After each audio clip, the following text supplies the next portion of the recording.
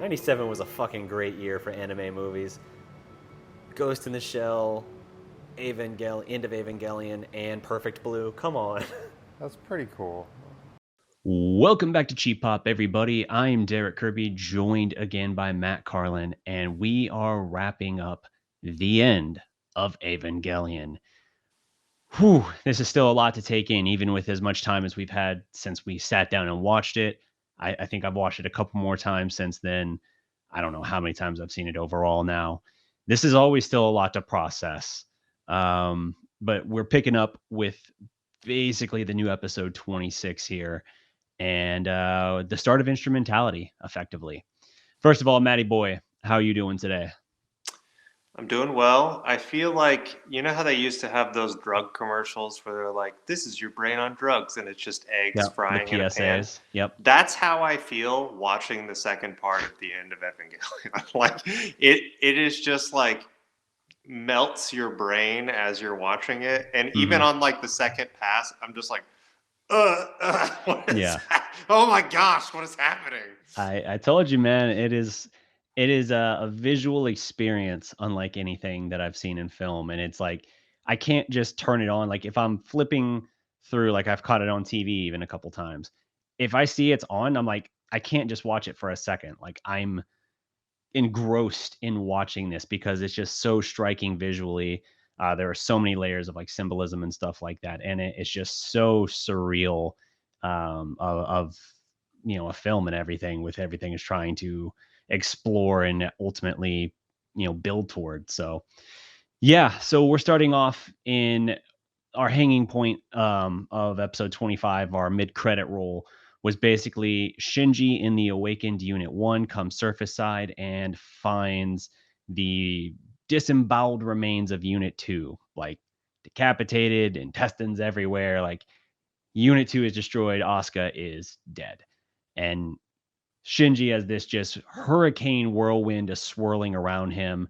You get He's this just kind handling of, it perfectly. oh, yeah. Yeah, he first of all, he looks like he's ready for battle going up. He's got like the most blank, just like, oh God, here we go again. And then like the first thing he sees when he comes topside is just all of this. And it's just like, yeah, dude, remember when you were just sitting there in like a fetal position, basically in front of Unit 1, like listening to them saying, like, oh my God, they're killing her. And then you come surface side, you're like, oh, she's dead. Like, yeah, yeah, this was all happening while you just sat there just like, oh shucks, I can't do anything. Wow. So all of them, all of the mass-produced Avas have S2 drives and Spears of Longinus. It's not looking good. It's not looking good at all. But you get this hurricane whirlwind around Unit 1, and Shinji's just about as just soul-wrenching of a scream as you ever get from Shinji, I think. And I love the way that the shot is like it's in tight in the cockpit on his face as he's screaming, and it just pulls out from the camera, almost like pulls out. So you see Unit 1, and then you just fade back like through the winds and everything to the point that Shinji screams just get completely blended into the wind and the everything like that. You don't even know what's Shinji and what's the wind anymore. And I'm just like, that is a really effective haunting way to like hit that midpoint there, because you're just like, I don't even know what to expect now. But when we come back from this mid-credit roll, shit's gonna go down, right? And it does, but maybe not in the way that we thought. The second part started off with like a little like PSA kind of thing. It said, "I would like to extend my deepest gratitude to the staff, cast, friends, and 5 women who helped guide this motion picture to its finale once again," which I thought was like just an interesting like pop that right in the middle of this movie, Yeah. along with the random credits. You have the Spear of Longinus as he's raging in Unit 1. It develops its wings of light or whatever. It's like its full ascension, essentially. And the Spear of Longinus, which had been stuck on the moon, like embedded in the surface of the moon at that point, summons to Shinji and stops with the point of it about an inch away from Unit 1's throat. And even Sele is kind of just like, the original Spear of Longinus has returned. And they're like, oh, basically like the time of destiny is upon us, essentially. They give some creepy unison chant or whatever, sounding very cultish, as they're basically like, everything will return to nothing. Everything returns to its beginning or whatever. And then that's when you have the mass-produced Avas basically use their Spears of Longinus to more or less crucify Unit 1 and drag it up. But my sincere question is, did we really need all this with what we got from 25-26? Shinji's mental readings are just going off the charts, and they're looking at all of these readings, these anti-AT fields in the command center, trying to process what's even happening. And they're kind of talking about how the walls of his ego are kind of like weakening. But as all of this is happening, the black egg of Lilith has taken form. Yes, and it's Gendo talking about already being one with Adam, and he's going to go through this forbidden fusion between Adam and Lilith. And the whole reason behind this is for his being reunited with Yui, which still to this day, I say that is not true. I don't know why. I never get the love there. Sure. And I get that they want me to, but I don't see it. I've never seen it in any way, shape, or form. He has never seemed in love with Yui to me. Now, maybe he's just such a cold robot that we're just supposed to be like, oh, yeah, that is his love. But yeah, I think the closest explanation they ever give was Yui claiming to Fuyusuke that he's different when they're alone. He's different. Like, because even Fuyusuke was like, I don't see that at all. What could you possibly see in him? Which we know is just Fuyusuke being kind of jelly, a little bit jealous. He's kind of into that Shinji's mom thing. But mom. He doesn't really care about instrumentality. That was his means of getting to where he wanted. He's like, hey, if you want to have that, fine, as long as I get to her. So you could say, in a way, he's a hopeless romantic. He will destroy every life possible to get there, but he will go move heaven and earth, pretty literally, to get Yui back. Even though I still don't feel like he ever showed that much interest in Yui.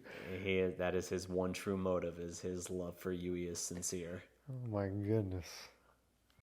But yeah. So we get to, let's see, what's the next thing here? So after this is when Rey's arm falls off, and she's obviously deteriorating because she's losing her AT fields. And then he tells her, hey, open the walls around your heart. And he just goes straight into Kappa Feel.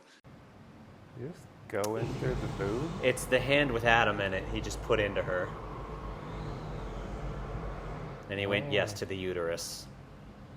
Ends up going through her breast and then down into her uterus, to which we're assuming that's their bond, or they're making a baby. I'm still a little confused of what's happening there. Yeah, it's just a metaphor for giving birth, basically. In this case, he's reaching down to her womb, essentially, with the embryo of Adam, which is in that hand that he reached through. And so the whole idea is it's the merger of the soul of Lilith with the body of Adam. It's the unholy union, essentially, which is supposed to make a godlike being in this case. And as far as I can tell, the exact details are a little unclear with me. I think the plan for the next step was that Rey was going to somehow fuse with Gendo and then fuse with Lilith, so that Gendo would be in the driver's seat of instrumentality.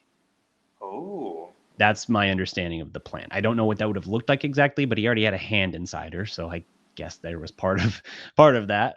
But kind of would have liked to have seen where that would have gone. That would have been a cool alternate. You want to break Shinji's brain, have Lilith Gendo confront him up there. Just losing his little mind. That's every round of therapy wrapped up into one. It's both your parents and it's also your dead boyfriend and and Rey, who you had a thing for kind of before you realized all this stuff. There's just all kinds of Freudian nightmares up there. The swerve in all of that, and why Gendo doesn't get his plan to go as he wanted, is that Rey, as we've been seeing, basically is like, I'm done with him. I'm not going to do what he wants. I've seen he will not let me go. He will not let me die. She's grown to finally hate him and actually take self-agency. And so she raises her AT field again while his hand is inside her, cuts off his hand. So that gives her both parts of the seeds of life. And Gendo without his arm is basically just left there helpless then as she goes and merges with Lilith. And Lilith springs off the cross, huge tidal wave of the LCL in the bottom of Central Dogma. Oh my goodness, she's huge. Yeah.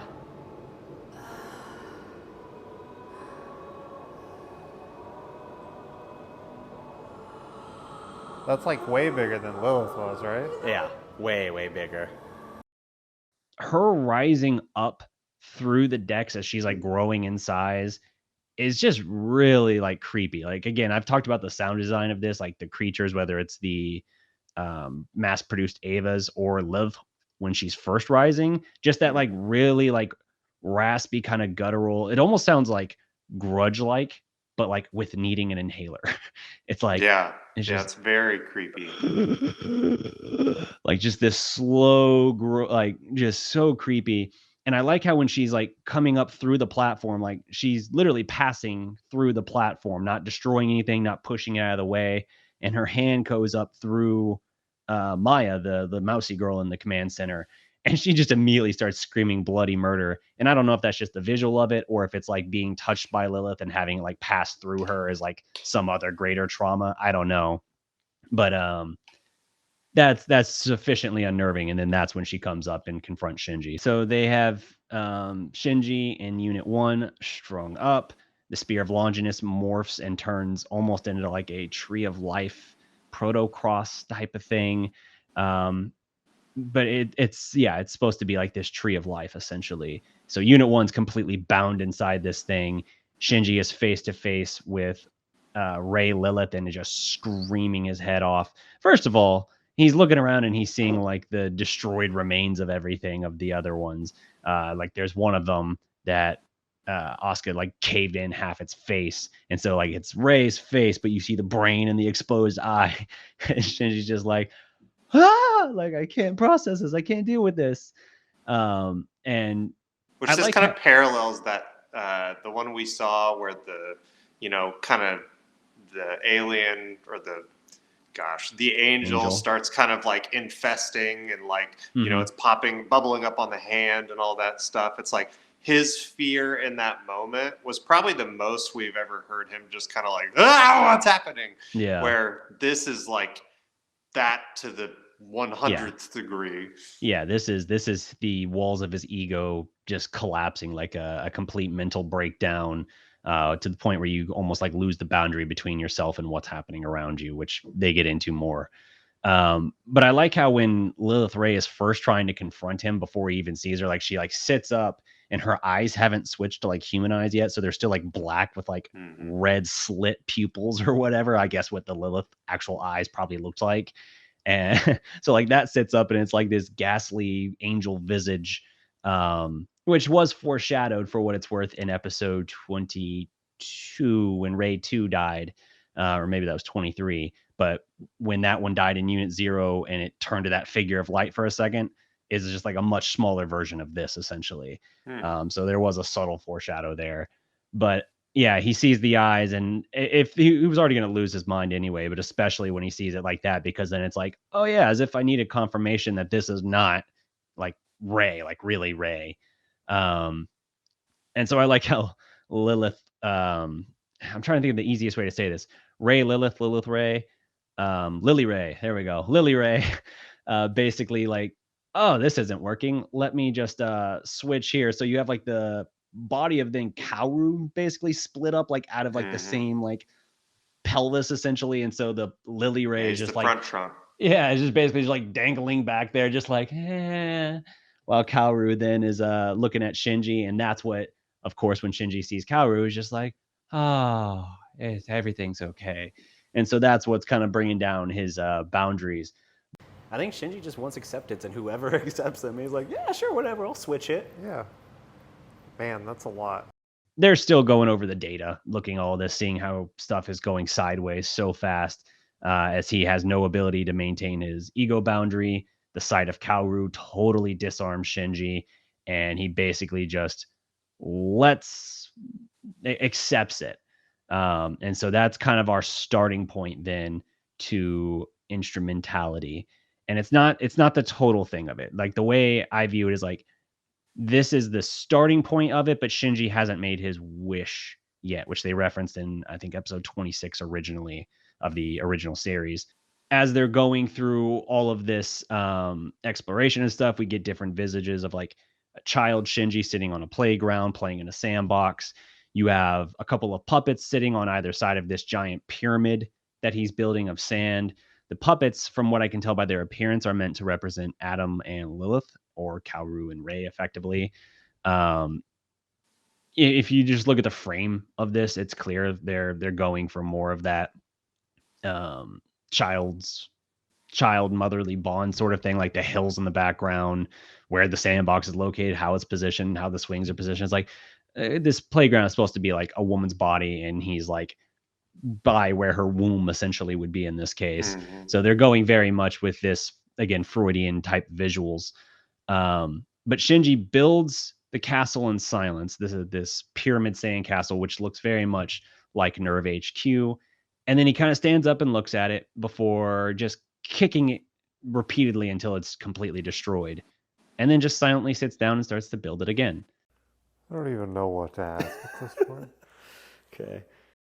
Hours are passing as you're watching this, and it's one of those moments where it just drags out for a while, and they really want you to like think through, like, what are you trying to tell me? What is this? Like, they want you to like sit and mull it over and analyze it. It's one of the effective kind of quiet moments in an otherwise chaotic movie. So what did you get out of this scene? To me, it mirrors kind of the working theme that they've had of like human consciousness or human tendencies and all of that are to repeat your, whether it's mistakes or destructive behaviors. So Shinji builds something up and then tears it down, almost out of like a spitefulness or something, tears it down and then just starts again. Misato telling him previously in the first half of the movie before she dies, effectively that, basically being a human means you make a mistake, you try to correct it, you do a little bit better next time for a while, and eventually you fuck up again and you have to fix it again. And it's kind of just this cycle. You just try to do a little bit better each time. And so I kind of feel like it's that repeating your destructive tendencies, and almost like you can't really help it. You're going to self-sabotage to some extent, but you just try to do a little bit better next time. That's sort of the parallel I took from it. Did you have something different? I mean, the main thing I think I took from it is like, this was, as instrumentality is going on, this was kind of his decision. Mm-hmm. Even though he's in like a childlike form, this was his decision to destroy the world, because that's something that we've seen him kind of struggle with back and forth on, like, whether he wants to be alive and whether he wants everyone else to be alive, and like just kind of like the general sense he has of the world. And him destroying the pyramid, I think, was him destroying the way the world is. So like destroying everyone and turning them into the LCL again, and rebuilding the pyramid was this new world that we get with him and Asuka at the end of the movie. Interesting. Spoilers. We're going there anyways. As we launch into the start of instrumentality, we start to have these kind of recreations of episode 26, where we're seeing characters are seeing into one another's consciousnesses. Consciousnesses. How do you pluralize that? Consciousnesses. Maybe just consciousness. Good enough. Into each other's consciousness. Simplify it. Moose, not mooses. Go with that approach. I'm leaving all that in, but they go through, and I think the first one we get is Shinji seeing Misato, but he's seeing these characters in their true self. So he's seeing Misato in the middle of doing it with what's Ponytail's name? I just lost it. Kaji.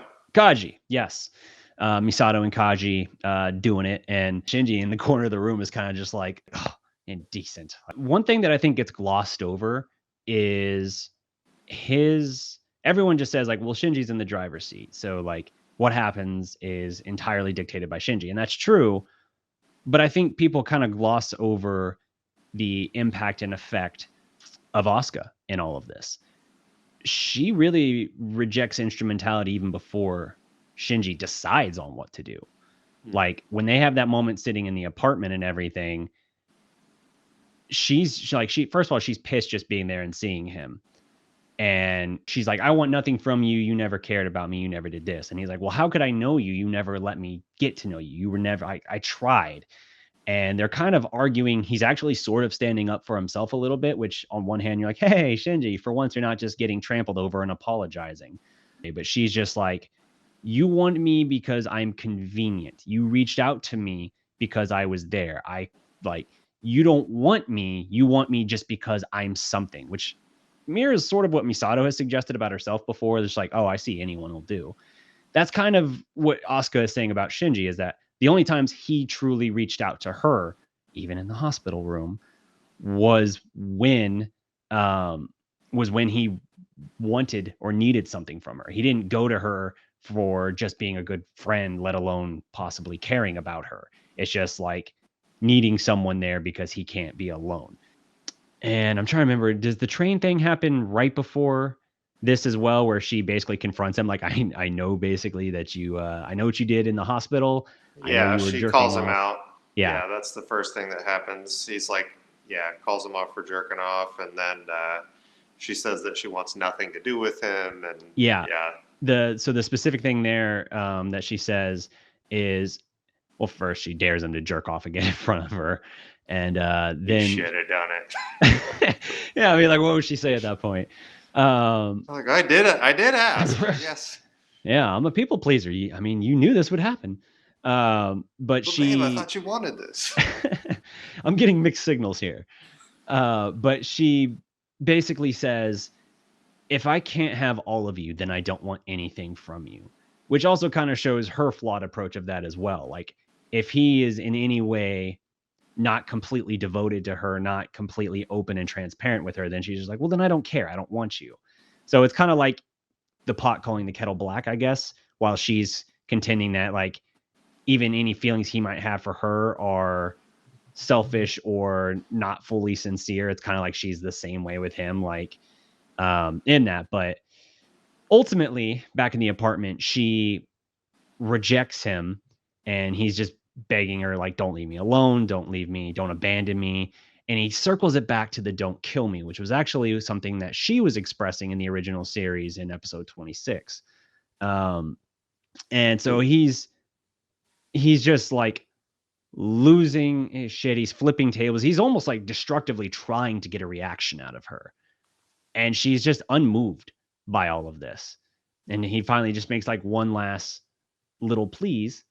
And she just looks at him with the most contemptuous look ever and just gives a flat no.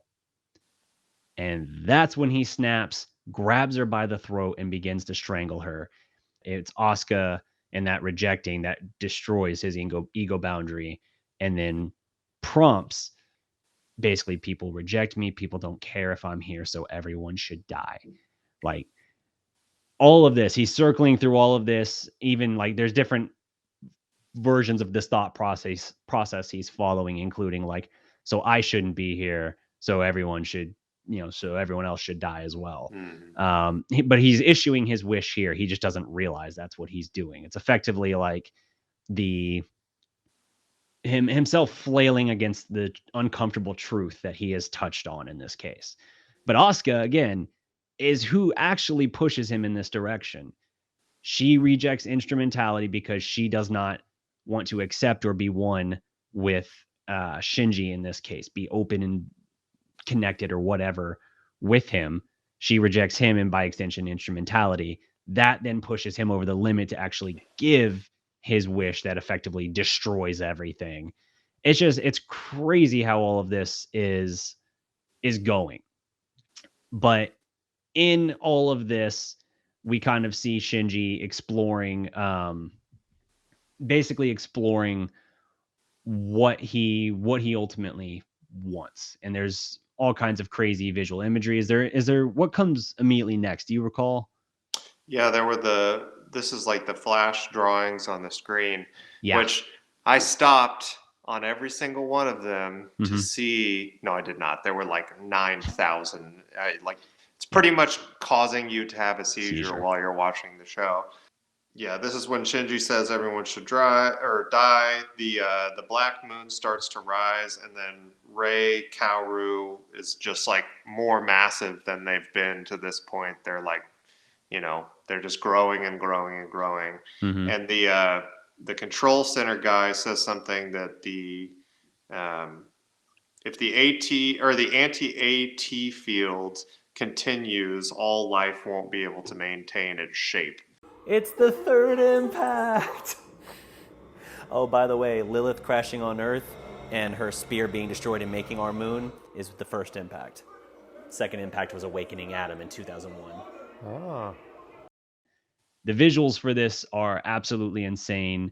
All of humanity in just a wash of sea and explosion of crosses all across the globe are dissolving into LCL and being drawn into Lilith's hands, into the egg of Lilith, back to basically this cradle of life from which everything began. And it's just like, ooh, well, this is not good. Yeah, it's a very like gross image too. Like it looks like she's just like slit her hands open and there's just like these red dots like flowing into her. But yeah, and like the scene where all of the people are getting turned into LCL essentially. I mean, you could say that's kind of like the rapture in the Bible. Now, it's taking place a little differently because that's more of like, there's the whole antichrist situation and like a period of time in there. But I mean, very similar to like the rapture where everybody's just getting like pulled up. And although they're not like empty clothes, there's like a goo now. I mean, very similar to that type of thing. Yep. Yeah, it's visually stunning. Yes, there are definitely parallels with the rapture. Happening right now. Instrumentality begins. Now, obviously you see who's appearing a lot there, but did you realize you were seeing glimpses of Rei every time someone died in this? And do you remember how when Shinji nearly dies in the first episode, he catches a glimpse of Rei? My theory is that Rei 3 and Kaoru transcend time and space.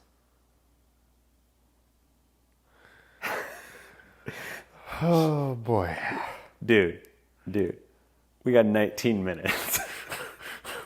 And it's a full 19 minutes. There is no end credit. Oh my goodness. You have all of these ghostly visages of Rei appearing where these people have been dying, and their remains are also melting into the LCL looking fluid. In some cases, for the people who are alive, she's just appearing before them, grabbing them, and then there's like a quick moment of bliss. Like in some cases, the guy with glasses in the command center who's in love with Misato, he sees her. She like throws herself at him to plant a kiss on him, and then he pops to the Fanta explosion. We supposedly, I think for Fuyutsuki, is supposed to see Yui. For the cases where they don't really have a clear idea of who it is, it's just Rei that appears before them. And Maya sees Risuko. And Gendo saw this same thing, by the way. When all of humanity was dissolving into goo, Gendo does see Yui. And he immediately tries to explain, like, I had to abandon Shinji basically because I knew if I was near him, I would only hurt him. I'm not deserving of love. No one could love me. Therefore, it was just better for everyone, essentially, if I wasn't there. And Kaoru and Yui and Rei are confronting Gendo during this and basically saying, like, you ran away and turned your back on him because you were afraid yourself of the pain and of all of this. Like, basically, like, the cautionary thing in all of this, which was punctuated by Shinji strangling Asuka, is that like Shinji could very easily go down a similar path to Gendo. Like Gendo and Shinji are very much alike in different ways. It's just Gendo has already been twisted and completely shut out everything. And you saw the extreme lengths he would go to for the one thing that he decided he did love and care for. Literally forsaking all of humanity everywhere just so he could like be reunited with Yui, even to the extent of like risking and jeopardizing his own son's life at every turn. So that's kind of what they're getting at there. And then I love how Gendo, working all this time, doing all this stuff to make instrumentality happen, is rejected by Lily Ray. You see the 3 Rays there, Yui and Kaoru, and then Gendo is bitten in half by the most demonic looking Unit 1 I've ever seen. And it's just like, wow, well, no instrumentality for you. You're just dead. Yeah, he definitely he deserved it. Let's be Totally, honest, totally. like 100%. But yeah, things did not go the way he was expecting, which you If feel anything, like he should have picked up on a little bit. But yeah, if anything, Unit 1 should have chewed more.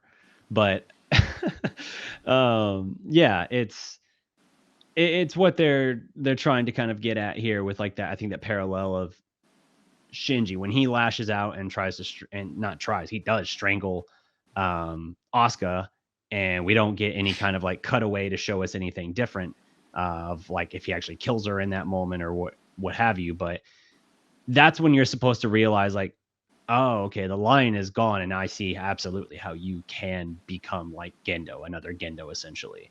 As all this instrumentality is going on, the Tree of Life like absorbs into the forehead, looks like a forehead vagina of Lilith Ray, and Shinji and Unit 1 are inside of that, and it's it's like like a third eye that his Tree of Life like penetrates. Yep. What is happening right now? It's metaphor and whatnot. Yeah. Yeah, it looks like a forehead vagina, and then an eye opens up, and I'm just like, okay. We didn't even touch on the weirdness of the proto Ava or the mass-produced Avas having ray faces and impaling themselves with their spears while making orgasms and faces and stuff. Yep.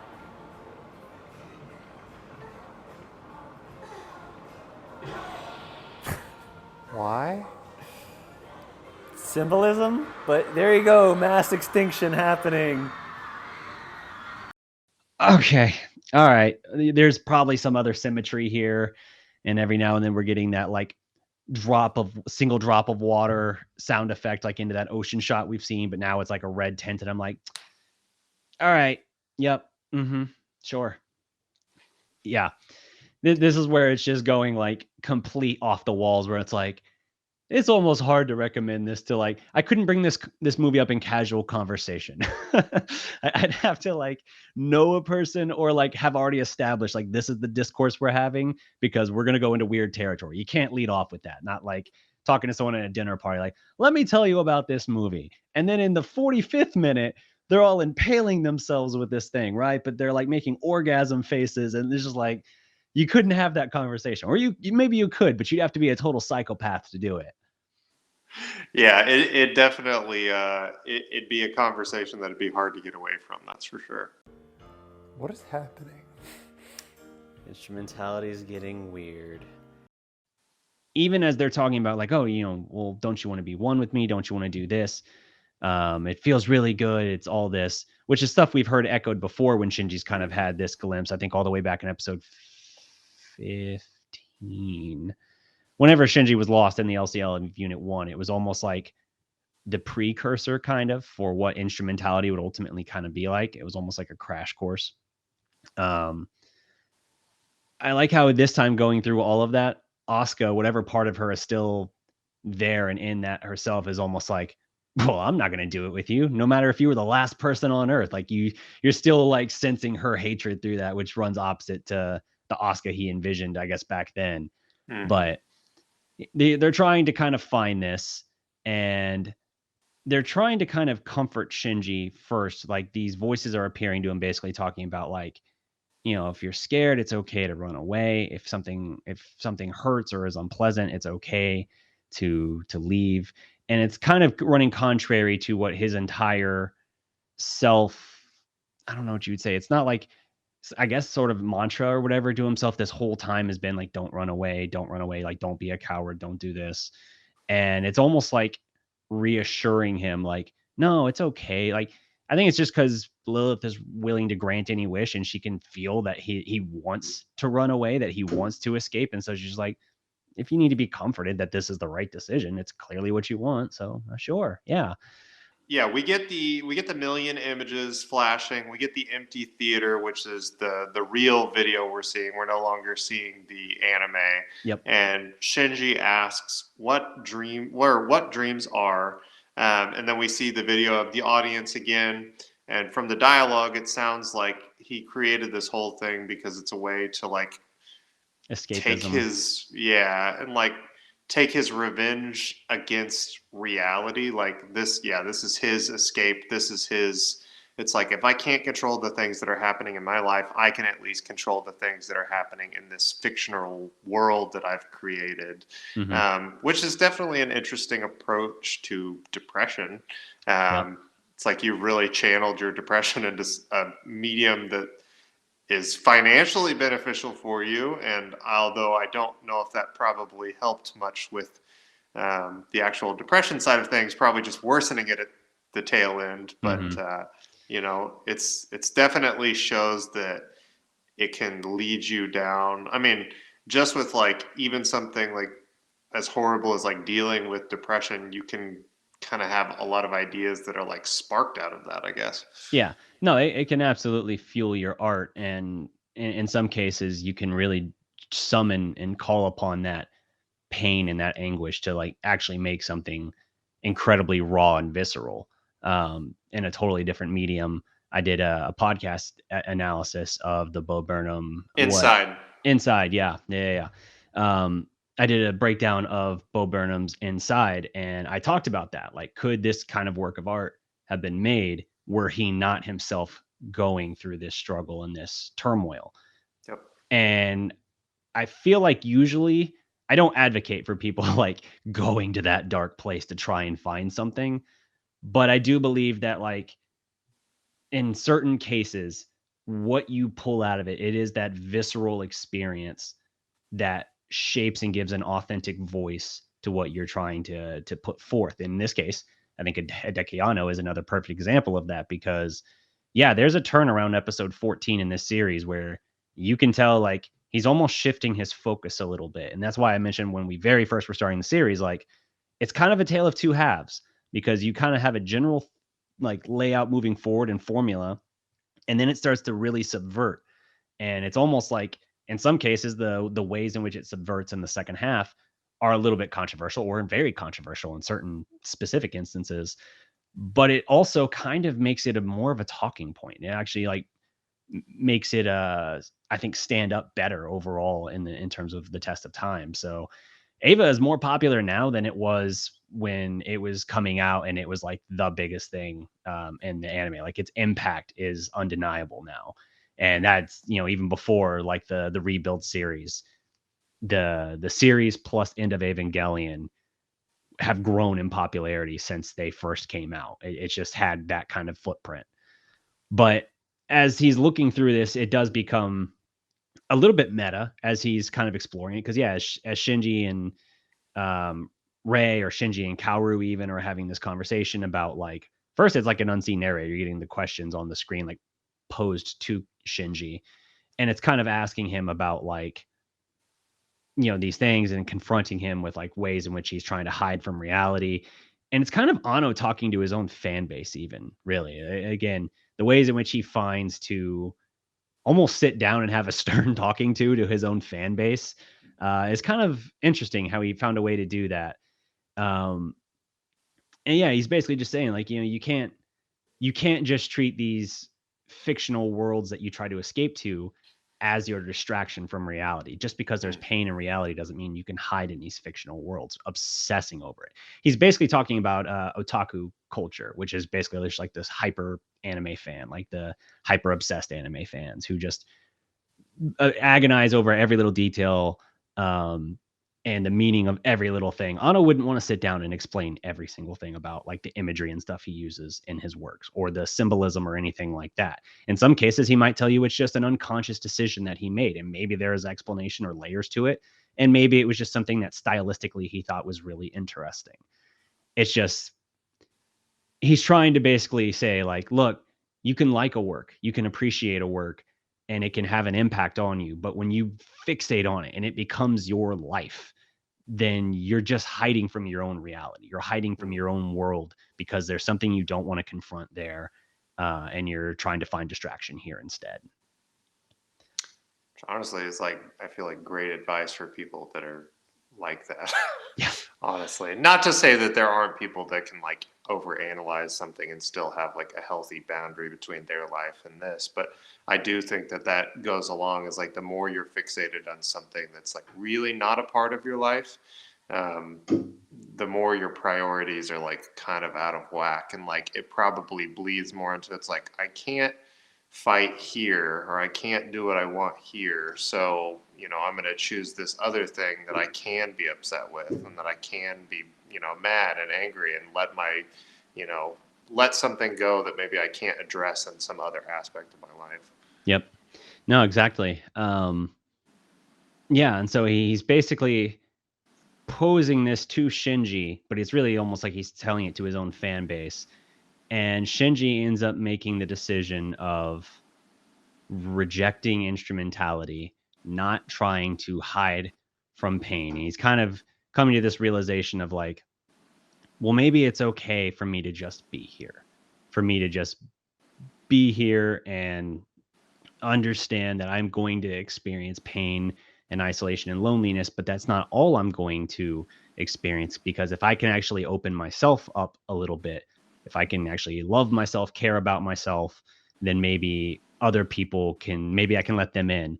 And yes, maybe some of them will hurt me, but not all of them will. It's kind of like a call to like, if you don't love yourself, if you close off everyone else because you're anticipating pain, then that's all you're going to get. So Shinji coming to this realization of like, maybe it's okay to be here. Maybe it's okay to try and just be, feel that separateness from one another, because yes, we're not all one consciousness. So there are shadows that we keep from one another, secrets and fears of the other and everything like that. That causes a huge gushing leak to spring from Lily Ray's neck, sprays over the moon, sprays across the stars, essentially, as she drifts back and starts to fall apart. The black egg of Lilith basically cracks open, bleeds all down her. She starts to dissolve, and it's just like, See, why did you need to see any of this while 25 and 26 were going on? her head is falling off. You see like the spinal column separating and everything falling apart, and it's just like morbid as hell. And I think the expression she's wearing during all of that is also the most unsettling thing. It's almost like this peaceful, just like, I don't know. It's really hard to tell. There's some sort of shock to it, but it's almost just like that, like shocked acceptance at the same time. It's just like, oh, okay. Like it's just so unsettling for whatever reason to me, her expression, which then of course makes it only appropriate that the giant head lands in the background and for like the final shots is staring at you in the background. But yeah, they reject that. Lilith falls apart, and Shinji has a goodbye essentially. First he's talking with Rei and Kaoru, and then he basically asks like, well, who are you? And they're essentially, as they put it, like the hope within himself, the hope for such and such. Basically, like everyone kind of getting along, essentially, like loving one another, treating one another well, which I guess from the idea of them being, again, the progenitors of this entire species, that kind of makes sense why that would be their stance, of wanting their offspring to like flourish and succeed and not, kill themselves essentially, or each other. But he then has a moment with his mother, and it basically is like, it's the last time I'll see you. Will you be all right? I don't know, but I'm gonna try. I'll go back and I'll try. Kind of him taking that step of like trying to heal and work on himself essentially. And then he comes up through the water, comes surface side, the water, the entire ocean is like that blood red, and he washes up on a beach, and it is everything is just broken and in rubble and dismay, and it seems like he's all alone. Do you want to pick it up there? Yeah, so this broken world, we see Misato's cross, it's nailed to a tree. And then Shinji and Rei are on the beach lying next to one another, which, sorry, not Rei. Why did I write Rei? Shinji and Asuka are sitting on the beach next to each other. And Asuka's got some like bandaging on her eye. It looks kind of similar to how Rei does every time she gets like revitalized or, you know, her new version. But they're sitting next to each other, and he sees her washing over the water, and then he's choking her again for some reason, and she puts her hand on his face, and then he stops and cries, and she looks at him and says, "Disgusting." The end. Yeah. I don't even know what to ask at this point. Okay. So this entire, it's kind of the epilogue, really. This last few minutes is literally 20 something years later, or I guess not 20 years later, close to 20 years later, still hotly debated, discussed, interpreted. First, I'll say these couple things. We see before Asuka is there on the beach with him, we see different markers, and it looks like there's about 5 markers, one of which is snapped midway and bent over. I couldn't tell you it's Asuka's. Yeah. I couldn't say who that one, or the broken one, yes. I couldn't say who all the other ones correlate with, but I'm guessing Misato, Rei, probably would have maybe his friends from school. Again, there's like 5, so I'm like, I don't know specifically who these would be, but yes, there's one that's broken. We see then one of them has Misato's cross necklace hammered onto it, and the nail is rusted. So I'm immediately wondering, how long have we been here? Because the assumption is all of this is happening immediately, but the fact that he had the cross even coming out of the ocean, nails it up, the nail is turned to rust. Maybe it was a rusted nail to start. I don't know. But if you want to get like super detailed looking, which I did one time, the moon is in one particular phase when Lilith's neck first springs the leak and it sprays blood all over it. And then it's in a different phase that would take approximately 2 weeks in the lunar cycle to reach. So I think he's been there a while. And the explanation of all of this is that everyone who basically died in instrumentality can come back if they choose to. So they're going to come back slowly at their own pace. And Shinji and Asuka were the 2 who rejected instrumentality, and that's why they're there first. So, yeah, the broken marker. We see then Asuka is laying on the beach next to Shinji. There were different endings that were discussed. The other ones would not be as debate heavy as this one, and so I think that's why they ultimately went with this one. Also, one of them, while it's a cool ending, it kind of goes against, I guess, what Anno felt like he was trying to get with this theme in the end. But the idea is that the broken marker is Asuka's because she's not, in fact, dead. Whether or not Asuka broke it herself or Shinji, whatever.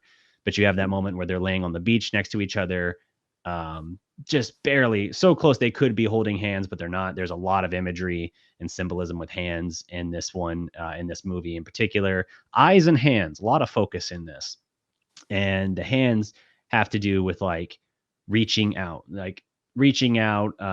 forming connections, but also the focus can be on how hands are able to destroy, in the case of the focus of him strangling, that being his means of lashing out. So they're ultimate instruments of healing or hurting, which I think is kind of cool. But she's laying right there. He looks over her and sees, like you said, in the water, that ghostly visage of Rei or Quantum Rei, and she's there just a second and then disappears. Then he kind of looks down, sees Asuka, and we cut to a wide shot as he's kind of like over her, and yeah, he's strangling her again. She's not even reacting. Like, she's 1,000-yard stare looking past him, not focused on him, but her hand is twitching, so she's feeling it. She's aware. it kind of seems like she's in that same state of shock, just not really responding to anything. And as he's trying to basically finish her, it seems like, she eventually does reach up and touch his face. This surprises him, and then it tears down his walls, and he starts to just cry uncontrollably. The tears are splashing on her face. And after a moment, when he lets go of her, and he's just kind of like hunched over, still over top of her, crying. And eventually her eye does kind of drop to him in focus, and she just says, disgusting. There's a lot to be interpreted from this. I think, first of all, why do you think Shinji moves to strangle her? See, and I think that's the thing I struggle with more than anything else is I'm like, what is meant by him strangling her? It's like, I mean, definitely you can take that, he really never takes any action regardless of how awful and terrible she's being to him. I mean, in every interaction they've ever had, she pretty much always treats him like crap. And he sits there and just kind of bears it. Now, he has had times where he's snapped back, but nowhere near her level.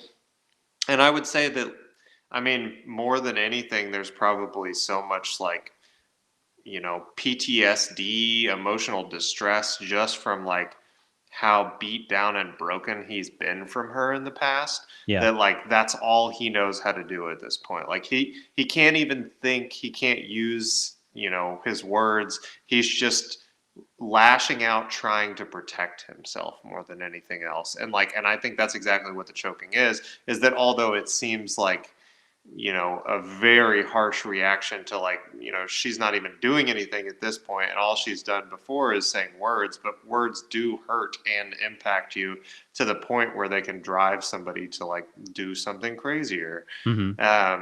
So yeah, I would say if anything else, it's a defense for himself, and his body's reaction to just not knowing how else to like handle how much trauma he's dealt with. Okay. I think what I take from it, I kind of feel like it's sort of like therapy to an extent. Like he had his breakthrough on the seat of life therapy couch there, talking with Lilith and Adam and everything, kind of about how it's okay to live and to understand that there's going to be pain, there's going to be that fear of the other. And now the person he has the most conflicted connection, relationship with, whatever, is there in front of him. And he remembers like the last thing that we said to each other right before actual instrumentality and I made my wish and everything began was that outright rejection. And like on the most fundamental level, it's I don't care if you are throwing a tantrum. I don't care what you do.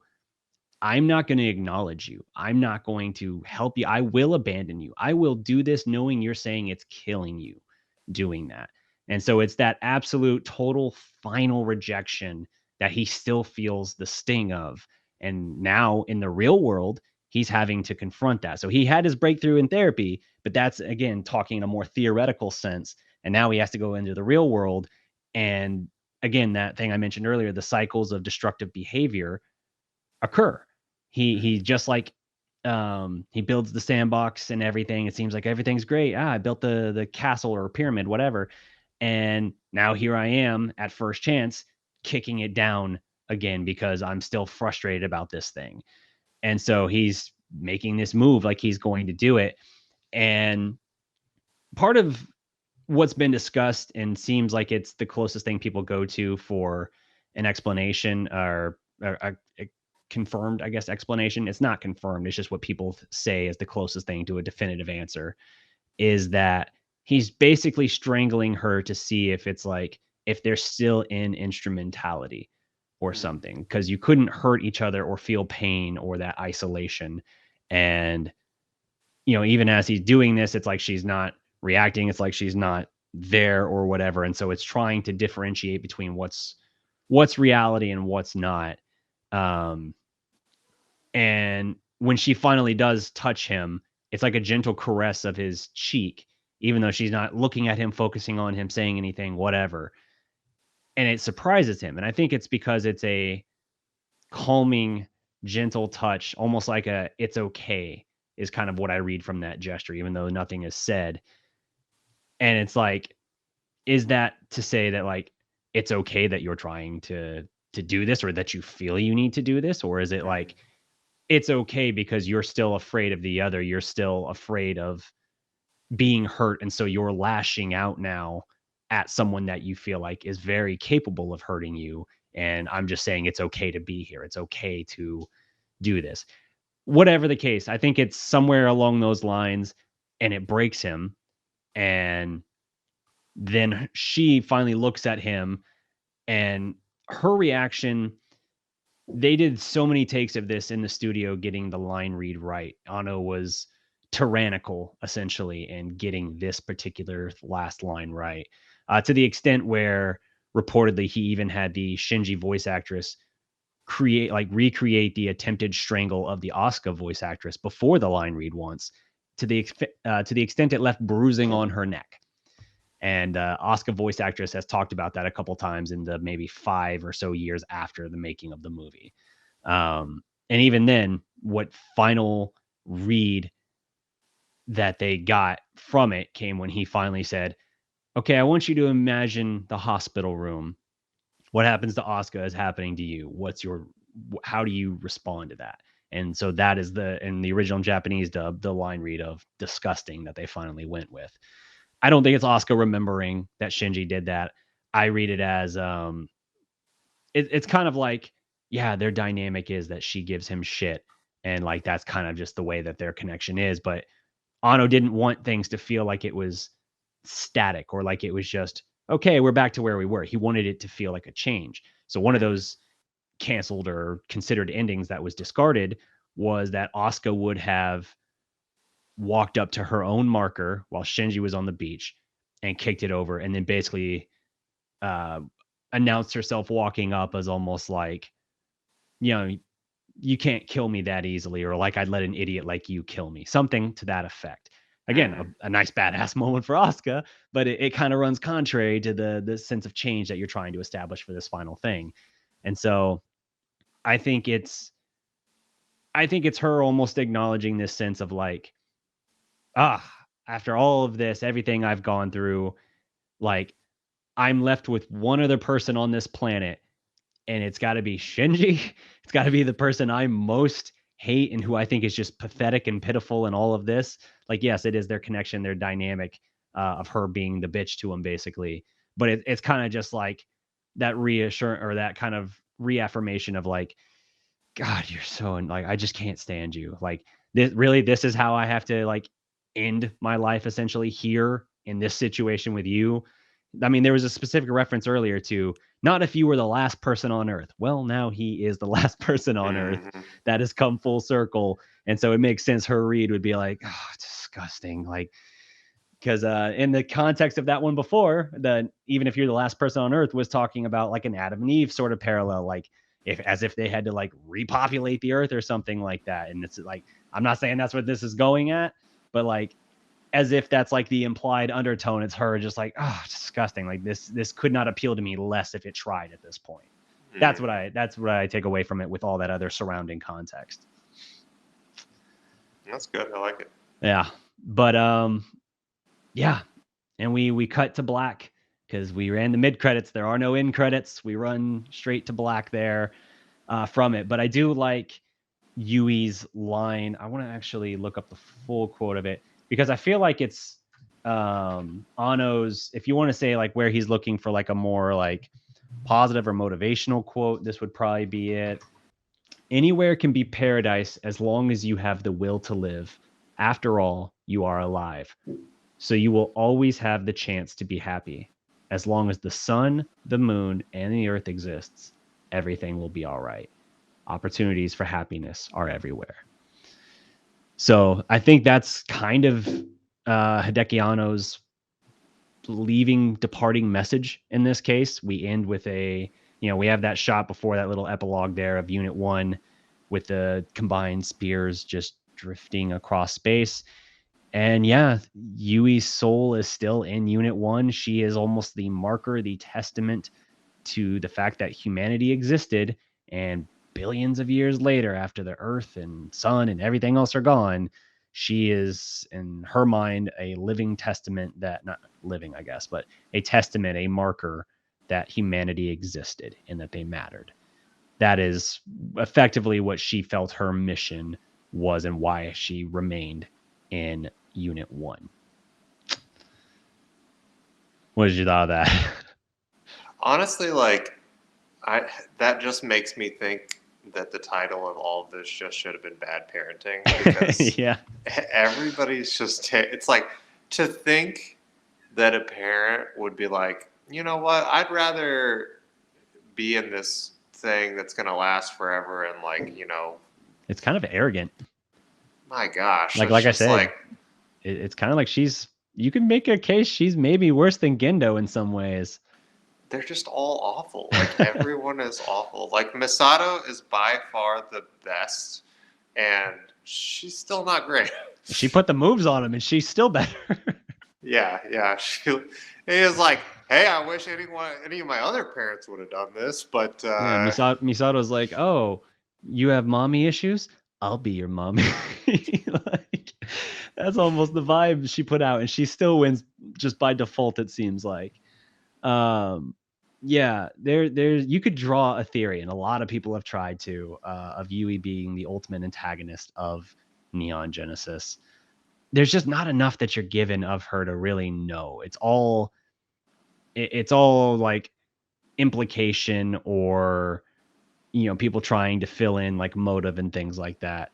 You can find ways for it. I think I mentioned earlier how when Shinji was lost in the LCL when Unit 1 first ascended, I think episode 15, that was in many ways almost like a training ground for instrumentality, like right down to him being confronted by Rei, Misato, and Asuka, asked if he wants to be one, and it's something that feels really good. Like all things that directly mirror to actual instrumentality later.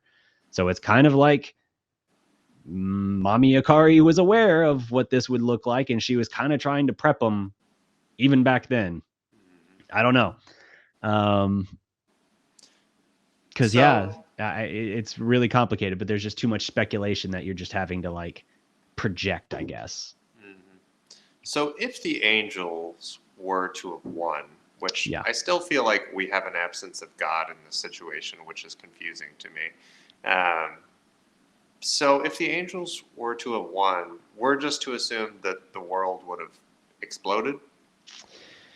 No, humanity would have been erased. It would have been the third impact, which is what they think is triggering there when Lilith's egg is rising. Like instrumentality, the wish is what comes from instrumentality, but like the third impact is humanity being erased essentially in this case. So I think it's effectively like a race to trigger that. Only one can be based on this. So diving real quick into some of this condensed lore here, you have this ancient race, and you can't find this in the series. You have to go into further supporting background canon material to get this from Ava.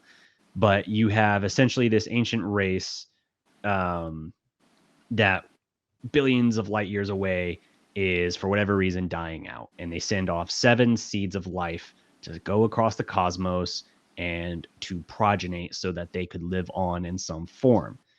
The rules of this are that only one seed of life could go to a certain location. They all carried either the fruit of knowledge or the fruit of life. You could only have one. Your progenited species could only have one. The fruit of life would theoretically make you more or less immortal, but you would exist almost in a realm of, you wouldn't have societal structure or technology or things like that. You wouldn't have an animal. Yeah, kind of like an animal culture or species, their hierarchy essentially. Whereas fruit of knowledge, you have now an expectant life determination, and you're driven almost to self-destruction by your thirst for knowledge and all of that. And the other absences, the holes in the heart or whatever, that you feel this fear of the other and all of that. So there's pros and cons of both. But the idea was each of these seeds of life were sent with a Longinus spear they went within the Dead Sea Scrolls, which would not only explain all of that background, but would also be able to predict certain events of the future. And then they would also have, I guess, that fail-safe in place that if ever two of them arrived at the same place at the same time, the spear would immobilize one of them, basically put it into a almost cryogenic sleep, if you will, to prevent it prevent both of them from being there at the same time. Adam arrived first on Earth. That was supposed to be where it stopped. The angels were supposed to inherit the world, but almost immediately, for whatever reason, we don't know, there's not an official answer. For whatever reason, Lilith moments later crashed on Earth after Adam. He landed in the Antarctic. She landed in Tokyo, basically, or wherever Tokyo 3 ends up being built. So that's why you have the white moon and her black moon. Those were basically these epicenters for where the primordial ooze or everything kind of originates, is like the cradle of life for that. So that's why these areas were mirrored. And it's these areas of like hyper fertile land and everything, so that life would be able to flourish in this almost little individual sphere dome before it then grew to the rest of the planet and everything. Well, Lilith crashing to Earth for whatever reason, again, we don't know the context of it and why it's this way, but when she crashed to Earth, her Longinus spear was destroyed, and the what was it? It's the second impact, or no, it's the first impact when that happens, and that's what destroys the Longinus spear that she has. So Adam's is the only one left, so it makes him go dormant. And then in 2015, is it 2015? No, 2001, when humanity finds him in the Antarctic, they pull out the Longinus spear, and that is what awakens Adam, triggers his progeny to start going. And it's never explained how they make him revert back to a fetal, whatever form, but that's the second impact where half of humanity is killed off. Again, it's not instrumentality, but it's that triggering. So it kills off half of humanity before they're able to somehow make him revert. And then the third impact comes later. So the angels, they're rushing to get to, some of the angels think that it's Adam down in the basement, just like for most of the series, we're told it's Adam. Even Kaji, when he thinks he finds it out, says it's Adam. But then you get that swerve that like, nope, actually it's Lilith. Let's tell you about Lilith. Other angels, some of the angels know it's Adam. Some of them actually know it's Lilith. And then others just don't really care. They're just drawn to it. Seems to be the answer. But I think there's this driving instinct, and maybe it's that fear of other, that even though these things are 99 or 98%, they said the same DNA, as different as they look, they still have that fear of the other and what's different. And so they're trying to kind of wipe the other out because only one can live. So that's what they're driving for. But humans are the fruit of knowledge. Angels are the fruit of life. The unholy union is Gendo then giving Rey, who already has, thanks to the Chamber of Guff, the spirit of Lilith, the soul of Lilith, gives her then the body of Adam. And so that is the one being that had both. Gendo wanted to be that himself, but instead, Rey kind of rejects him, abandons him to go to Shinji, and that's why Lilith Rey makes Shinji in the driver's seat for all of instrumentality when that eventually happens. Anything I'm missing there? Any questions? No, I think you nailed it. Okay. I was talking in circles. I'm like, I think I'm hitting on all the major stuff here. Yeah, that's the extended lore. Again, it'd be great if they found a way to get some of that shit in there as much as they cram in, but yeah, that's the supporting background lore of it. The angels being the seed of life were able to almost take on different forms and sort of live with that borderline immortality. Humanity, with its drive for knowledge and everything, built society, built technologies and all of that, but they're also self-destructive and have their psychological issues and all of that. So angels aren't encumbered with fears of loneliness or things like that. Even if they feel it, they don't have like a existential crisis or breakdown from it. Just like a bee does not have to think like, do I want to be a bee today? It's a bee. It just does what it does.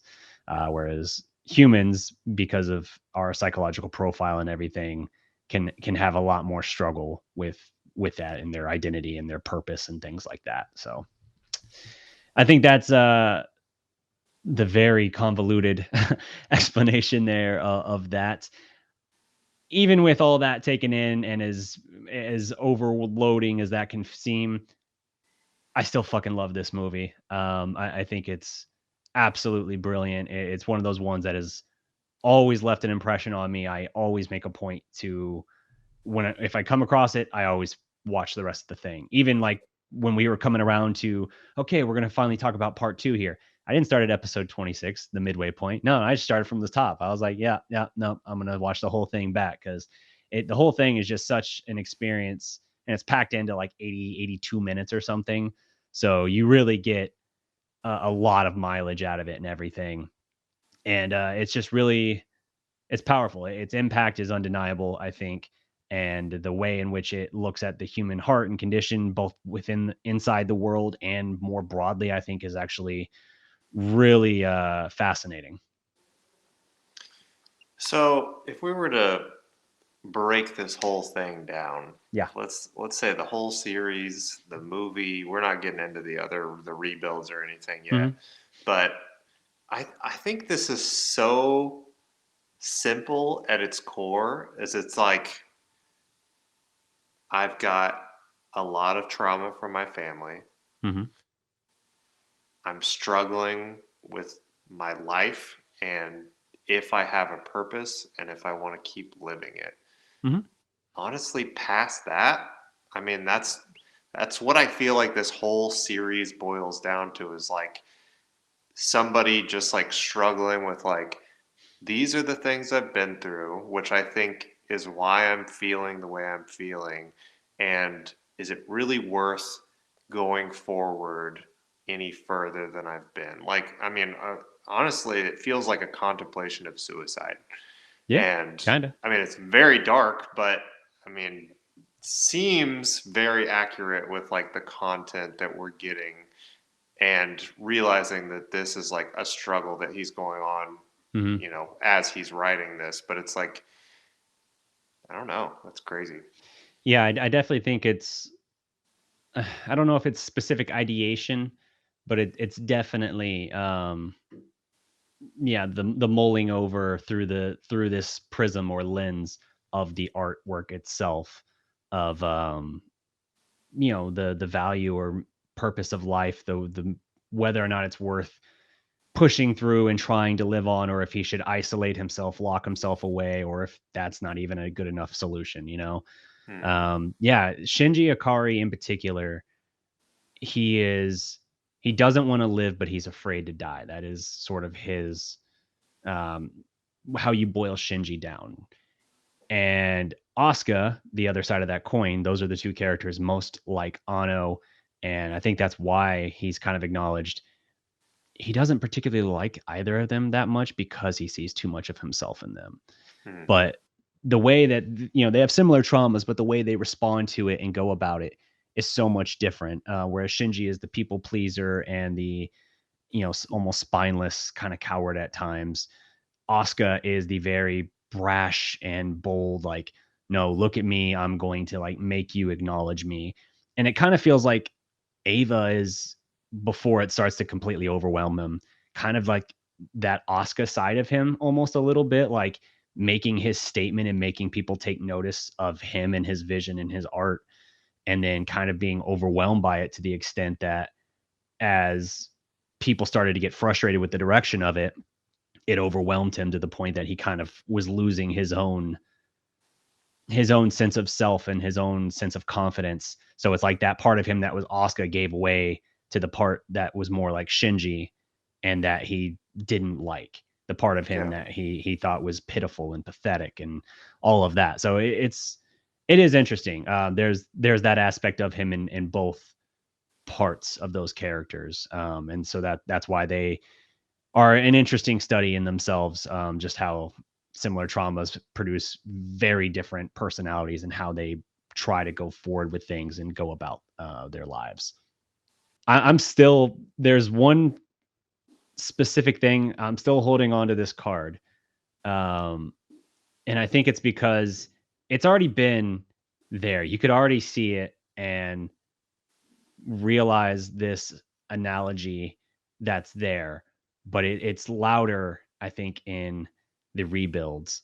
So I'm going to hold off on it.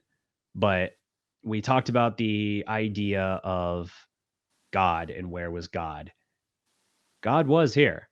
Um, it's just a matter of where you're looking and seeing certain parallels. I mean, my initial thought is that you're thinking that Ray is God since she's no. No, This is more than this. Okay, that he's the God of his story. no. I don't know where we're going with this. Let's hold off. Yeah, Let's approach like it in the I rebuild. said, I feel like waiting for the rebuild is the right way, because it's explored a little bit better there. You're able to see it, I think, a little more clearly. And if I say it now, you might be like, "Wait, what?" And then as I explain it, you'll be like, "Oh, okay." Whereas I feel like if we have the discussion and after the third movie, after watching that, it'll be more of like, oh, okay, like it'll hit more and have more of an impact. So I'll hold off and wait. But yeah, so this concludes Neon Genesis Evangelion, the end of Evangelion. Um, let's see, I had some what the fuck moments in this. We can name them off real quick. No specific order. Top 5. Tell me if you agree. It'll be a yay or nay. What the fuck, number 1? Shinji masturbating over a comatose Asuka in the first minute. We're talking about the whole. Yeah. Yeah, absolutely. That is a very quick tone setter, and that is why I said you will find out very differently. This is not like episode 25 and 26 of the original series. The brutality of Seilei's invasion of Nerve HQ and the Japanese self-defense force and all of that. Yeah, I would say. Yeah, another striking tone setter with its brutality. Misato kissing Shinji and promising sex as long as he gets in the robot. Yeah, one of the tops for sure. Definitely one of the most endearing WTF moments that people still discuss in the fan base. Gendo reaching into Rey's boob and then down to her womb in order to create this perfect being, the fusion of fruit of life and fruit of knowledge. Yep. And then just the entirety of the visual experience of human instrumentality, the explosion of crosses, the Red Sea washing as humanity is eradicated in just a torrent of screams and forehead vaginas, hand vaginas, Lilith's black egg, all of this. And then even Lilith disintegrating when instrumentality is rejected. Just the whole thing, the whole basically second half. Yeah, second half alone, you can't even really split it up.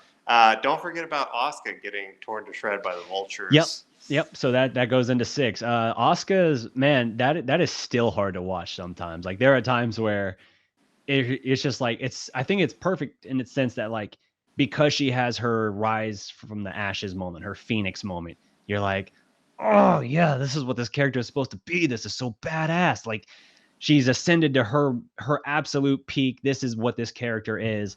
And it's like it gives you just a little taste of that, and then it's like, and now we're gonna rip your heart out. Yeah. It's just so intense. And yeah, the fact that she's neurologically linked the whole time all of this is going on, the spear of Longinus or the reproduction of the spear of Longinus stabbing her through the eye, and blood is just pouring into her hands. It's getting disemboweled, and she's like arching her back and like clutching at her stomach as it's like as if she's feeling her intestines and stuff being ripped out. You're just like, holy shit. And then when they're swarming her, there is actually an animation error. I noticed. This is the kind of shit that Anno would probably say, get out of your fantasy world, you otaku loser. But so she takes a spear of Longinus through the head, right? There's 9 mass-produced Avas. One spear is thrown through her head, and she's propped up on it, pinned down on it. When all of them swarm onto her, all 9 of them, each one of them has a spear, which means there are 10 spears. 1 in the head, plus each of them is holding their spear. Huh. And we I know the did real not one catch is on that. the moon. Yeah, Yeah. I noticed it in a recent viewing, like just in the last week. I was like, wait a minute, I'm gonna have to mention that, but it doesn't matter. I don't care. But yeah, no, You do. I do, but I shouldn't.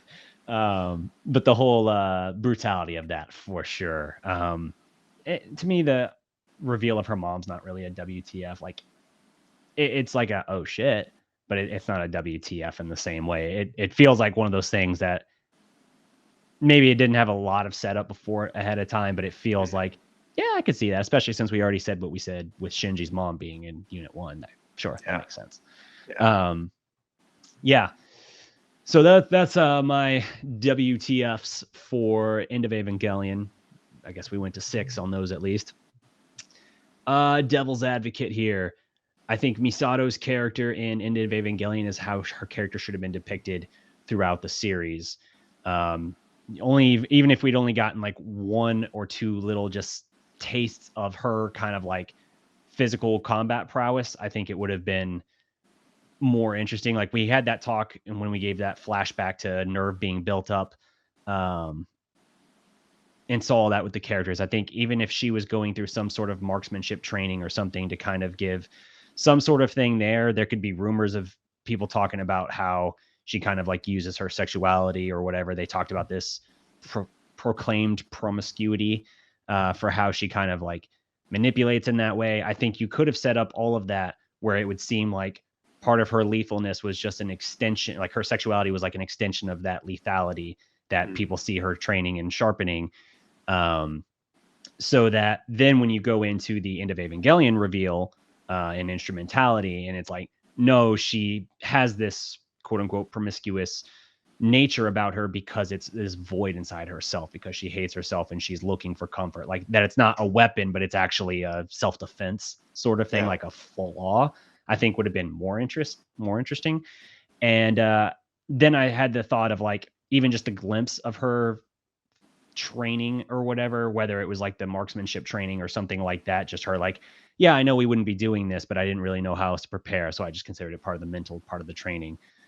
Or when you had that episode with the supercomputer thing, if you had a thing where it had splintered off and seemed like it had almost like a humanoid shape at like one of the control panels trying to do something, her rushing into the room, even she just does like the roll into the room, something where you see some kind of like physical movement prowess, so that when you get this moment in End of Evangelion where she's rushing down the hallway, opening fire on these guys, as badass as that is, it does feel like it comes out of nowhere, where I'm like, these are all like trained marksmen and killers, like for the Japanese military and shit. How is she running straight line down a hallway, not getting hit and taking them all out?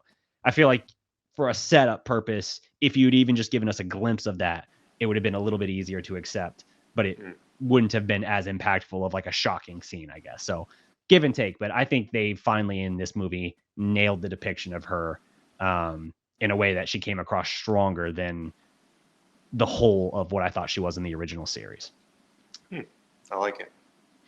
Asuka, I've said this before. Asuka is the most tragic character in the franchise, the one who was failed at every level by everyone around her.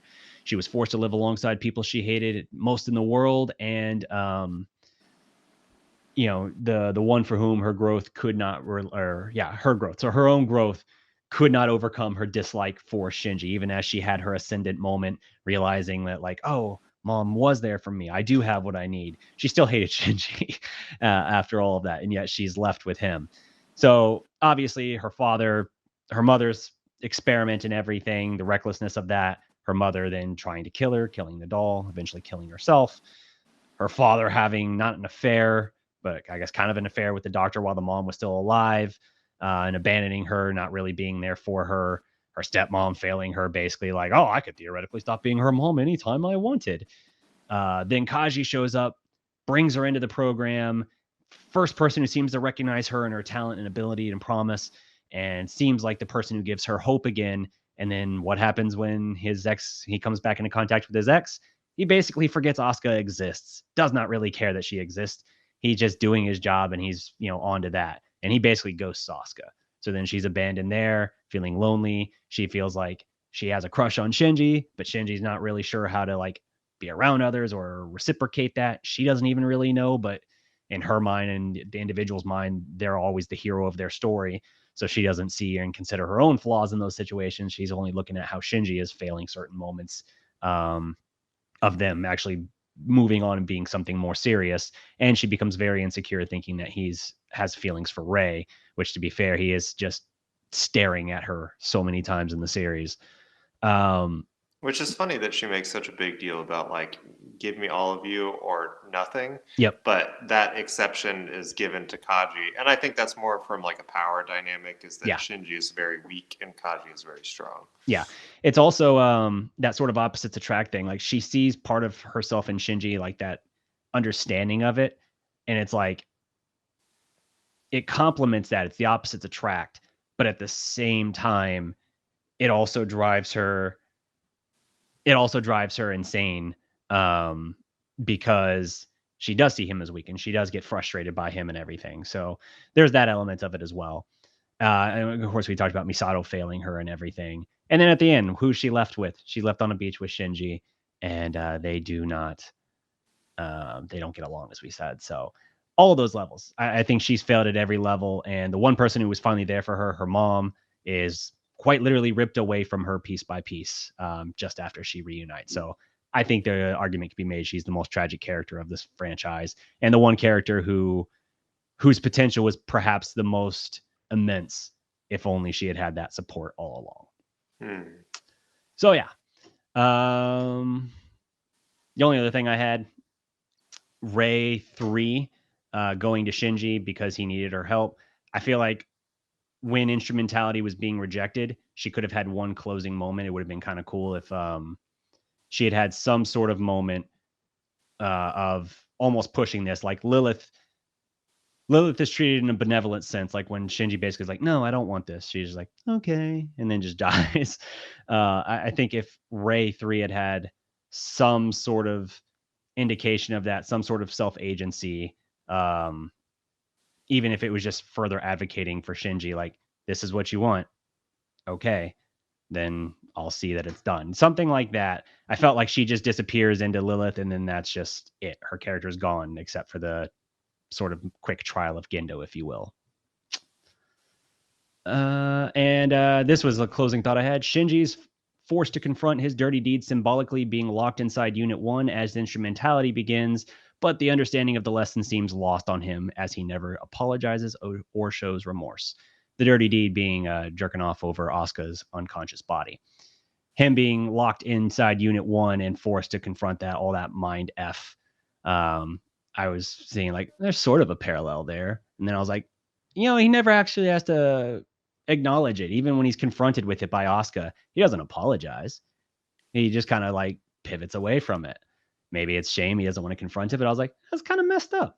Kind of feel like there should have been something, even if it was just a realization or something, like some sort of acknowledgement of like, oh yeah, I guess I deserve this, or I guess I set myself up for this, something. Yeah. They definitely kind of just glossed over that. Mm-hmm. But yeah, so that is the End of Evangelion. That wraps up the original series, plus that's, I guess, television movie counterpart. From here, when we resume, we will be on to the rebuilds, which is sort of a retelling / there are theories that connect it as linear time loops.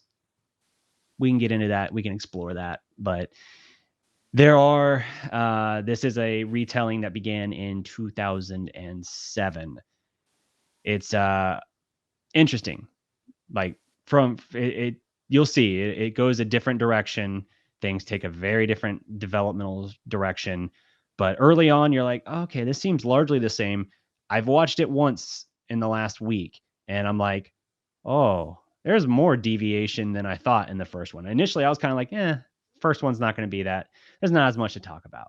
And then I watched it again, and I was like, oh no, there's a lot to talk about. Not like a lot compared to like End of Evangelion a lot. Like I think we could do it in a single episode. But the changes are significant, and they very quickly take things that weren't revealed until late in the original series, and they give it to you in the first little bit, and you're like, oh, okay. Well, that's an immediate tone setter, I guess. So Yep, but we'll get to that. Those are our takes. You may think them cheap, but they are ours, not yours. Get your own podcast. Until next time, I've been Derek. And I've been Matt. Thanks, guys. Peace.